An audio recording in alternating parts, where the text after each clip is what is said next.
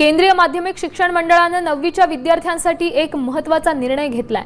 आता 9वीच्या परीक्षा open book पद्धतीने घेतल्या जाणार आहेत आणि या निर्णयानुसार परीक्षेवेळी विद्यार्थ्यांना त्यांची पुस्तकं, नोट्स आणि संदर्भ ग्रंथ सोबत ठेवण्याची आणि त्यांचा वापर करण्याची परवानगी असेल। या बदलामागे विद्यार्थ्यांवरील परीक्षेचा ताण कमी करणं हा मुख्य उद्देश आहे। यापुढे केवळ पाठांतरावर भर न देता संकल्पनांच्या स्पष्टीकरणावर अधिक लक्ष केंद्रित केलं जाईल। NEP 2020 आणि NCFCE 2025 तर CBSE ने 2023 मध्ये पथदर्शी प्रकल्पात या पद्धतीचा अवलंब केला। चाचणीत विद्यार्थ्यांचे गुण 12 ते 47% पर्यंत नोंदवण्यात आले। शिक्षकांकडून ही परीक्षा पद्धतीला सकारात्मक प्रतिसाद मिळाला।